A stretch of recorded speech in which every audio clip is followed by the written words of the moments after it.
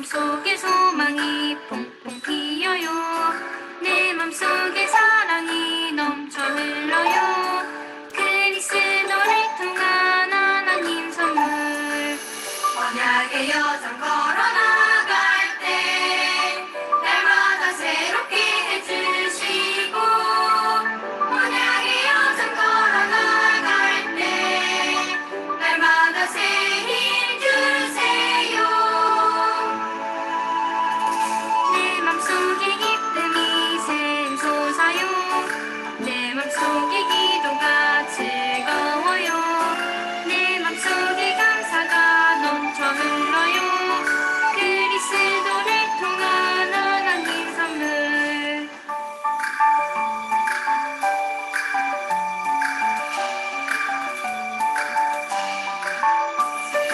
내 맘속에 믿음이 쑥쑥 자라요.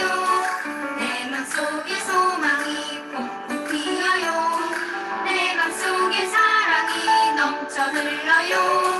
그리스도를 통한 하나님 선물. 언약의 여정 걸어나갈 때 날마다 새롭게 해주시고, 언약의 여정 걸어나갈 때 날마다 새 힘 주세요. 내 맘속에 기쁨이 샘솟아요.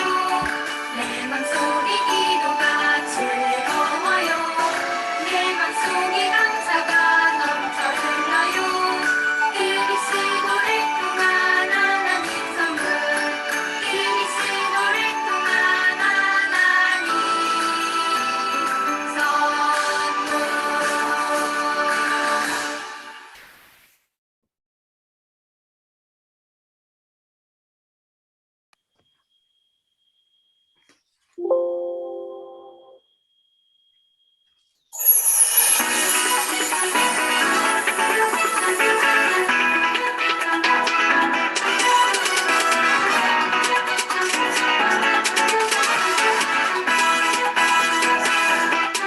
오늘 나에게 들어온 모든 마음과 생각을 두 눈을 살며시 감고 살펴봅니다. 오늘 나에게 들어온 모든 마음과 생각을 두 눈을 살며시 감고 살펴봅니다. 미움 걱정 질투는 삭제, 말씀은 답 감사는 저다.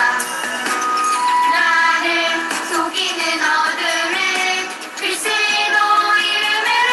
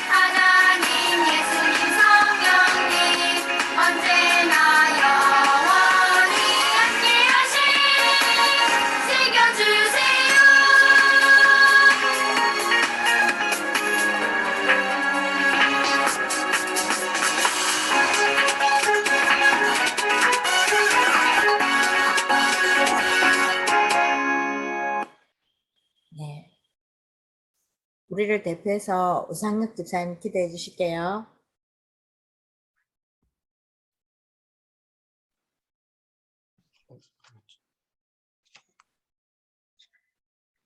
하나님 감사합니다. 오늘 이 시간 태영아 예배를 드립니다. 우리 예배를 받아주세요.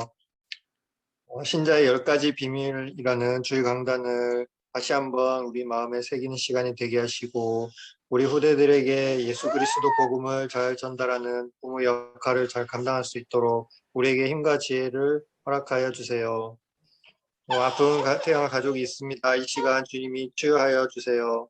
모든 사건과 일, 또 어려움 속에 하나님의 계획을 발견하게 해주세요. 이 시간 말씀 전하시는 사모님과 집사님께 성령의 충만함과 오력의 회복을 주시고 모든 태영아 가족에게도 동일한 은혜를 부어주세요. 예수 그리스도 이름으로 기도합니다. 아멘. 아멘. 창세기 12장 볼게요. 창세기 12장 1절 3절 말씀.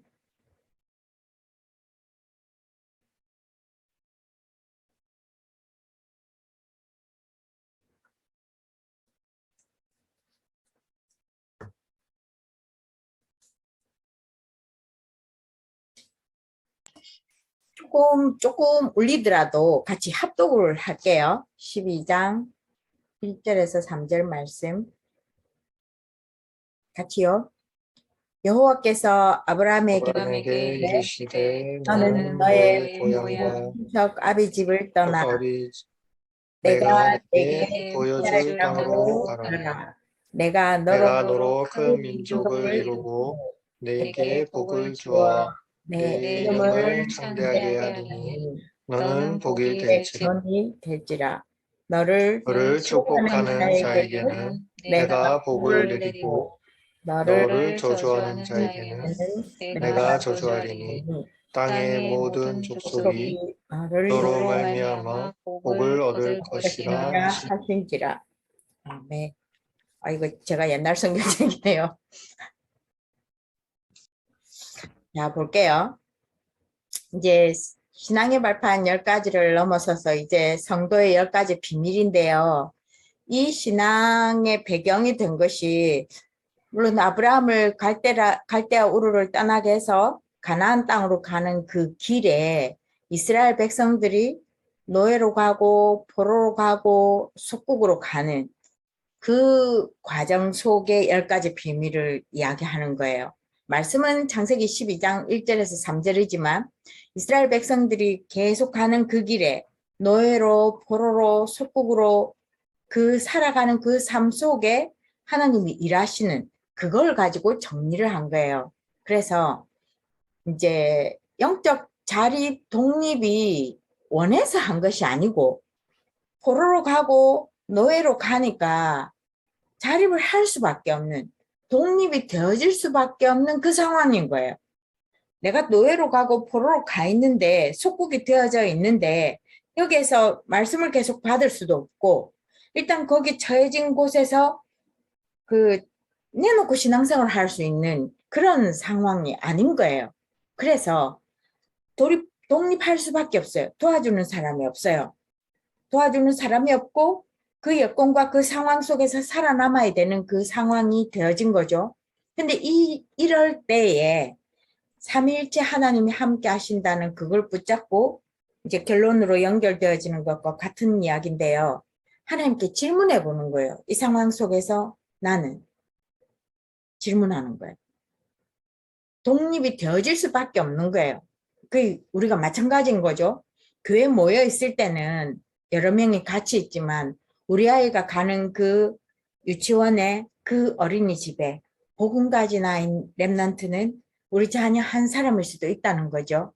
그 속에서 우리 자녀들이 문제 아니면 그 새로운 환경에 적응하는 부분에 있어서 영적으로 독립하는 그래서 어쩌면 우리 아이들 보내기 전에 하나님 자녀라는 거 확인하고 하나님 함께 하신다는 것도 확인하고 또 우리는 중보기도를 해야 되겠죠. 집에 있는 우리는 어떻게 할 수가 없으니까.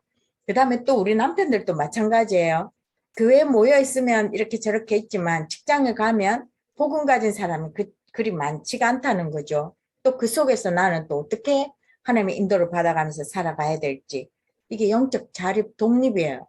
그 내게 주어진 그 삶의 자리에 똑같은 상황이 아니기 때문에 다 영적으로 자립하고 독립해서 하나님 인도를 받아야 되는 거죠. 그리고 절대 우리가 말씀을 자칫 잘못하면 하나님이 함께 하시고 하나님 나라가 지금 이곳이 하나님 나라가 임했다고 하면 현실을 외면할 수가 있는데 사실을 봐야 돼. 있는 그대로. 내 있는 자리, 내 역할, 이걸 있는 대로 봐야 된다는 거죠.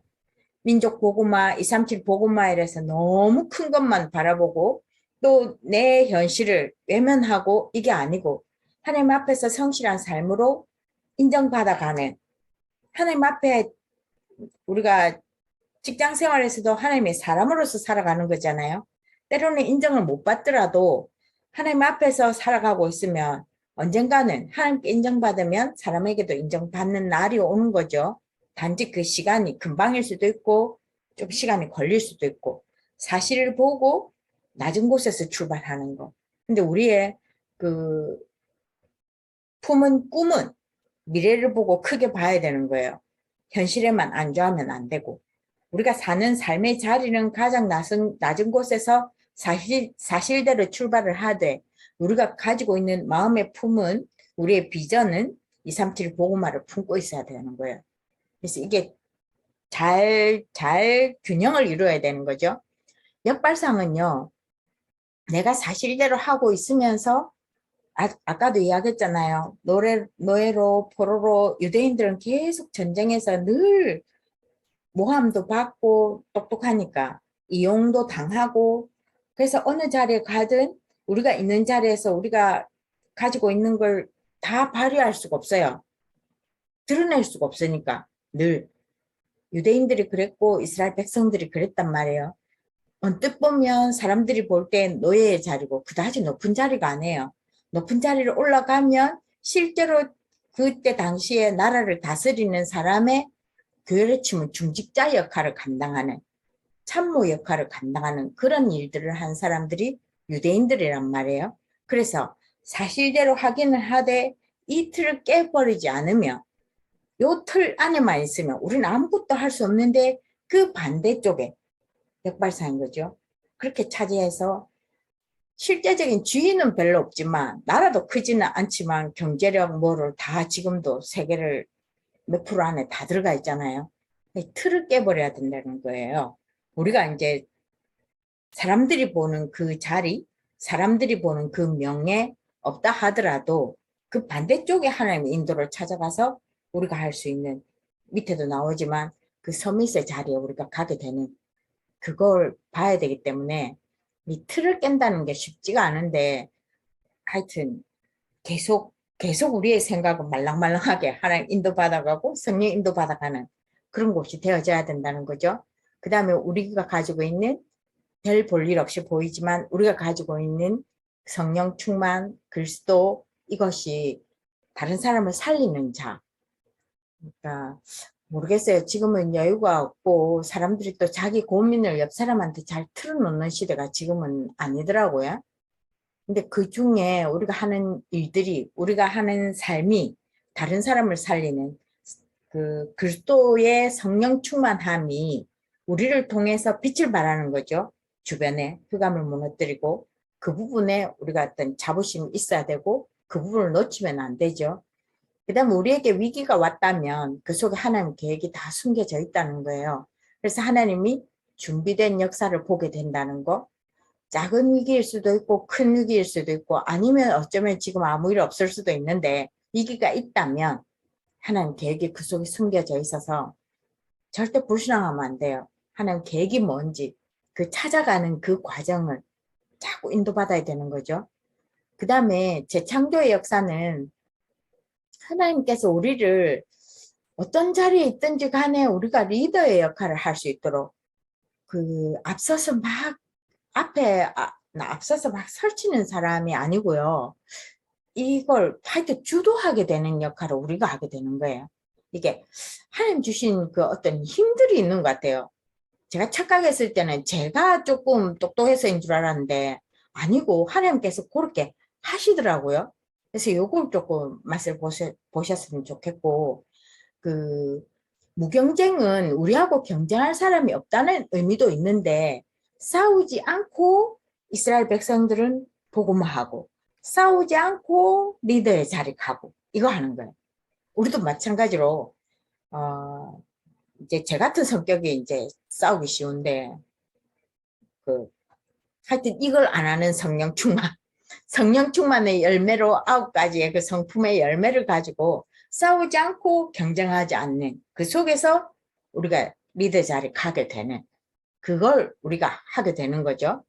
그 다음에 광야로 인도하셨잖아요, 하나님이. 근데 그 광야 속에 안 살아봐서 잘 모르겠는데요. 서밋을 빼버렸네요. 우리가 서밋이 되는 그 길에 가게 되는 아니 우리가 원하지도 않았고 우리가 바라지도 않았지만 그 자리에 가게 되는 것이 영적 서밋이에요.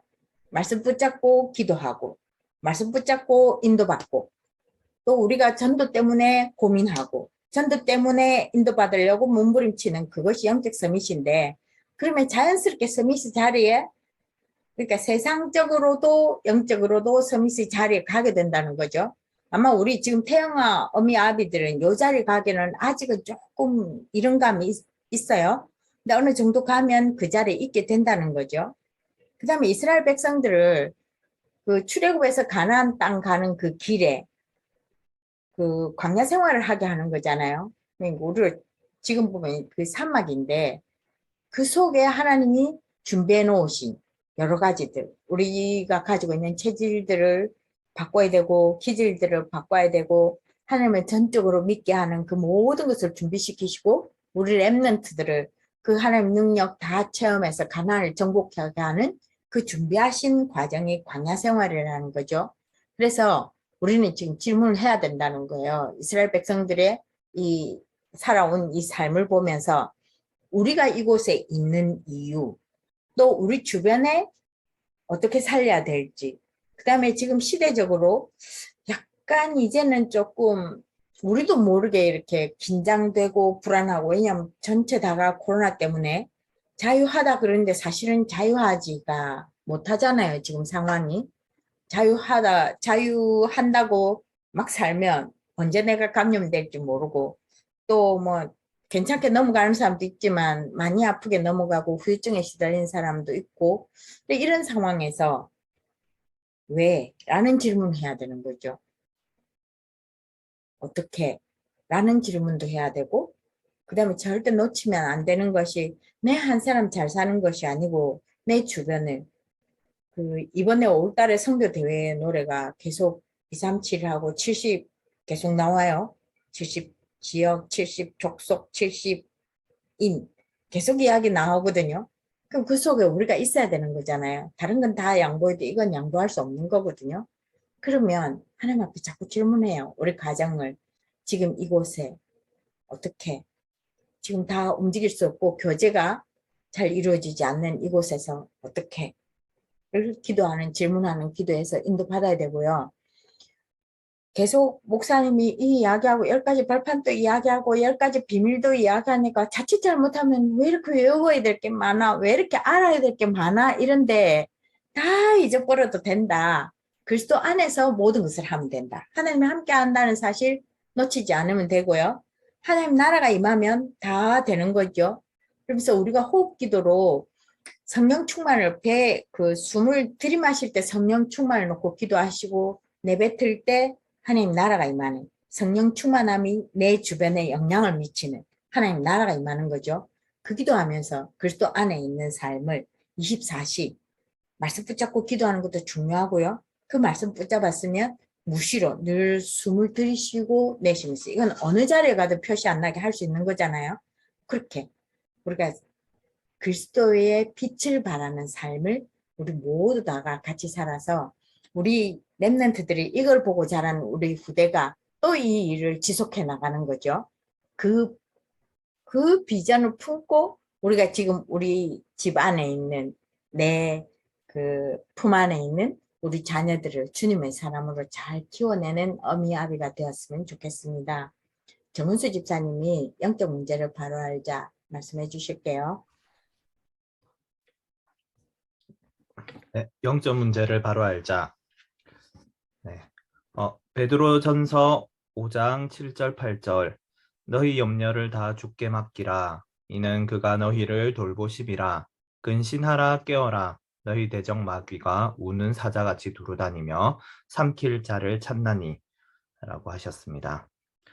그리스도인이 된 우리에게는 사탄이라는 대적이 있습니다. 이 사실을 모르면 절대 믿음 생활을 바르게 영위할 수 없습니다. 베드로전서 5장 8절에 마귀가 우는 사자와 같이 다니면서 삼킬 자를 찾는다 했습니다. 그렇다면 그 대적의 이름은 바로 사탄 마귀라고 합니다. 그리고 악령 귀신이라 하는데 귀신을 도와주는 복을 비는 그런 영이라고 아는 사람들도 있는데 절대 귀신은 사람을 도와주는 영이 아닙니다. 그렇다면 사탄은 언제부터 나타났는가?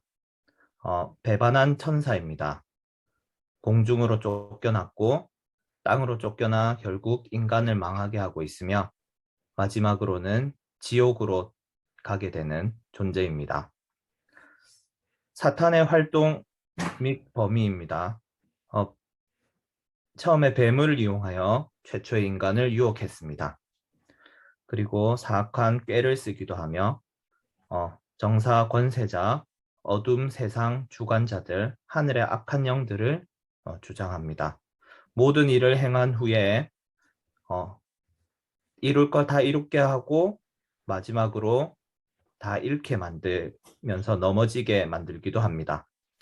그리고 불화살을 쏘는데 두려움과 불안, 불신앙을 조장을 합니다. 그리고 광명의 천사로 가장을 합니다. 그래서 처음에는 좋아 보이다가도 약점을 한번 잡히면 계속 그 약점을 집요하게 파고들기도 합니다. 그리고 우는 사자같이 삼킬 자를 두루다니며 찾습니다. 미혹하고 마음을 혼미하게 하며 육신과 정신을 눌러서 병들게 합니다. 그리고 조직을 가지고 전략적으로 행동하기도 합니다. 그렇다면 마귀와 싸워서 이기는 방법은 무엇일까요? 하나님의 전신갑주를 입는 것입니다. 진리의 허리띠, 의의 흉배, 평안의 복음의 신발, 그리고 믿음의 방패를 들고 마귀의 불화살을 막을 수 있습니다. 그리고 구원의 투구를 쓰고 성령의 검을 들고 마귀에게 틈을 주지 않도록 무시로 성령 안에서 기도를 합니다.